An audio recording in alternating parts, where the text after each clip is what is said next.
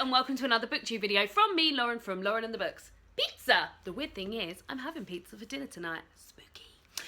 Today I am bringing to you my August TBR. Now I know it's not yet the end of July, but I've had a really bad reading month in July. I've currently finished 3 books, none of which I've loved. I feel really bleh about the whole thing, so I thought, let's write off July. July's done. There's nothing I can do about it. Let's start thinking about August and getting pumped for August. And if that means filming my TBR now, talking about the books that I'm excited to read next month, then so be it. I've also thought of another way to sort of combat the slump, in that I've just watched Helen Yepperson's reading vlog for the month, and I love watching her reading vlogs. I will link her, I think actually it was June's, because I'm pretty behind on watching BookTube at the moment as well. But I will link below one of her reading vlogs and her channel, because I adore her channel. And show you, and I think basically what I'm saying is I think I'm going to do that for the month of August to sort of G myself back into reading. So I thought every time I'm like reading, or maybe on my lunch breaks at work, if I'm reading in interesting places, which I'm going to try and do on a Thursday afternoon when I'm off from work, maybe go to a park or to the beach or somewhere, and just sit and have a read for an hour, just to get back into it. So I thought maybe if I did that, that might G me into it a bit. I keep saying G me up. G me up, G me up. So yeah, that's another way I think I'm going to combat it. So August I will be vlogging my reading month, not vlogging otherwise. David and I've got quite a quiet August, which is pretty good because July's been pretty manic. It's my sister's getting married this weekend and we've been doing lots of wedding-y bits. I'm very excited about it. So yeah, I think after sort of like the wedding weekend, just to sort of chill out for the whole of August, hopefully it'll be really crap weather and I'll really love the weather throughout August, because I just want it to be nice and like cloudy. Nice and cloudy. Do people say nice and cloudy? But anyway, blah, blah, blah, blah, blah, blah, blah. The books I'm going to read are... The first book is for my book club at work. I don't have my hands on it yet because I've got it out from the library. And it is The Girl Before by J.P. Delaney. It's a thriller, which I also think is quite good, because when I'm in slumpy, I think thrillers are pretty good. And I don't often pick up thrillers because they're not something I have loads of on my shelf. I normally have like literary fiction and more and more non-fiction nowadays. So I feel like that's a good excuse to pick that up. So it's about a girl who is living in a really beautiful flat for quite a reasonable rent, and she finds out that someone, and there's lots and lots of house rules that she has to stick to, and she finds out that there was a girl that lived there before and there's some sort of links and things like that. The girls that had read it at book club thought it was amazing, so quite looking forward to that. That's at the library, so that should be here soon. And then my book club, for my online book club, I'm going to be reading A Monster Calls by Patrick Ness. This is my second foray into the world of Patrick Ness. The first one I read was the one that's got the door on the front. What is that called? Any ideas, anyone? No, it's gone. I want to say The Rest of Us Just Live Here, but I know that's not the one. And I thought it was fine. I think maybe I'd bigged it up a bit too much to myself, and I was really looking forward to it, and it just ended up being fine.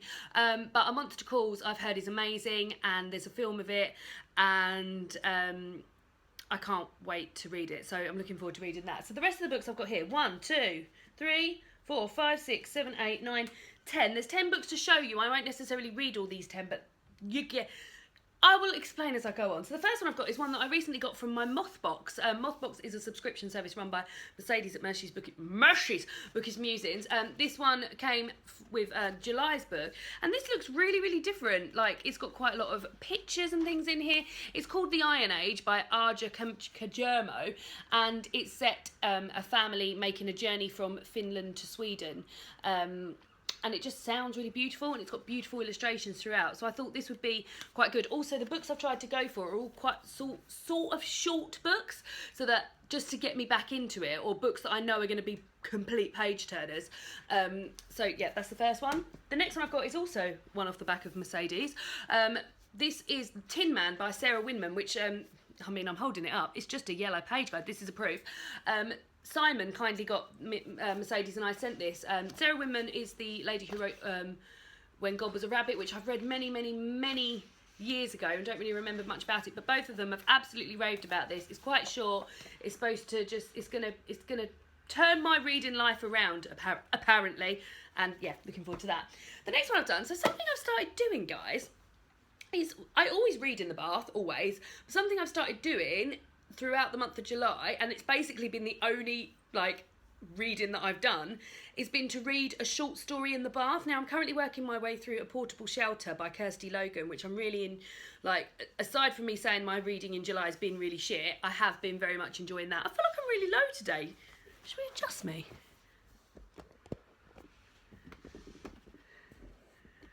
That's a bit better, isn't it? I feel like I was really far away from you. Oh, Minnie needs feeding 5 minutes late. So, I've been reading a short story in the bath, and I thought I will continue this because it's quite nice just to have a bit of, like, a moment where you can enjoy a whole piece of literature, be it a short story, in one sitting, which is the bath. So I thought I would continue that with Multitudes by Lucy Caldwell, which is on my slump buster pile.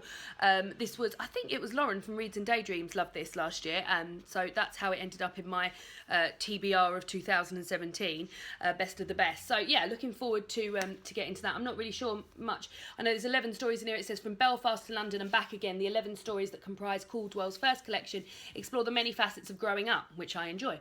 The pain and the heartache, the tenderness and the joy, the fleeting and the formative, the drunkenness of the things being various. Stories of longing and belonging, they culminate with the heart-wrenching and unforgettable title story. So sounds good.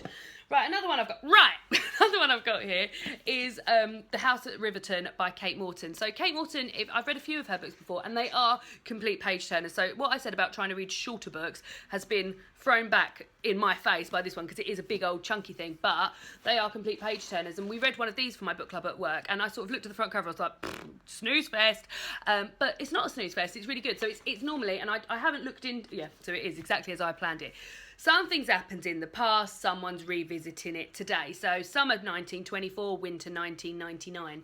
So yeah, looking forward to get into that. I might start that first. And then onwards with books that I think aren't going to take me too long. This is A Proof of We Come Apart by Sarah Crossan and Brian Conahan. Sarah Crossan is the author of One, which has been one of my favourite books this year so far. That is a One, if I forget about this for the moment. One is a story about a set of conjoined twins, and it's told in free verse, as is this book. So I think this is told from a boy's perspective and a girl's perspective, and I just thought, I knew how quickly I flew through not once. So I thought that will be also a quick read too. That might even be a sort of one sitting guy. The next one, so my best friend recently, Emma, she read The Post-Birthday World by Lionel Shriver, which has also been one of my favourite books of this year so far. And we had a good old chat about it.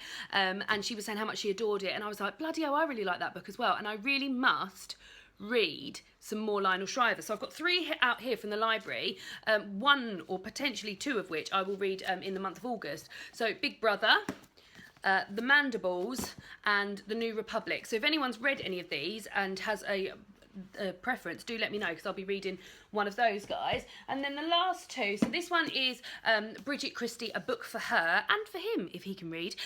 This book was sent to me from Willoughby Book Club. Willoughby Book Club are a company that do bookish subscriptions. I bought one for my good friend Alex for his 30th birthday recently.